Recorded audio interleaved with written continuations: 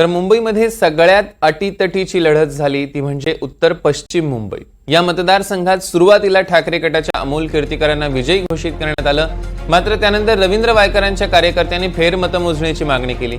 मग त्यानंतर फेरमतमोजणी पार पडली आणि या दरम्यान अमोल कीर्तीकर आणि रवींद्र वायकरांचे कार्यकर्ते आमने-सामने आले।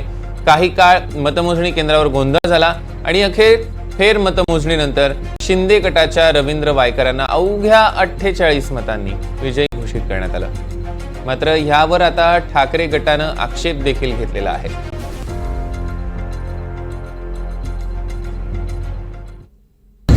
लढलो आणि जिंकलो, याच्यामध्ये हिंदू हृदय सम्राट शिवसेना माननीय बाळासाहेब आमचे दैवत यांचा मी अत्यंत आभारी आहे।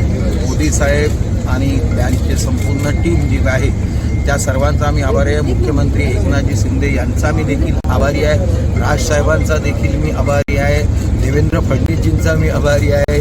अजित पवारांचा मी आभारी आहे। जानकरांचा, जे महायुतीचे सर्व नेते आहेत त्या सर्वांचा आभारी आहे। परंतु सर्वात महत्त्वाचं माझ्या आई वडील आणि माझ्या देवावरती जो विश्वास ठेवला होता त्यांना मी पहिलं वंदन करेन आणि ज्या जनमताने मला निवडून दिलेलं आहे त्यांच्यासमोर मी नतमस्तक होईल की या 13 दिवसात मी त्यांची माझी ओळख नसताना देखील त्यांनी माझ्यावरती जो विश्वास टाकलेला आहे, कामाचं जे रूप होतं त्यांना दिसलं असेल आणि त्या रूपाच्या माध्यमातून मी ते काम करून दाखवेल। मुंबई शहराचं असेल, महाराष्ट्राचं असेल आणि देशाचं देखील काम करण्याची संधी दिलेली आहे ती चांगल्या तऱ्हेने मी बजावेन अशा पद्धतीने मी त्यावेळेला देवाला सांगितलं असेल। माझ्या हातून जर चांगलं काही घडणार असेल तरच मला निवडून दे हे मी त्यावेळेला देवाला सांगितलं। आताही तेच सांगतोय की माझ्या हातून चांगलं काही काम घडून दे।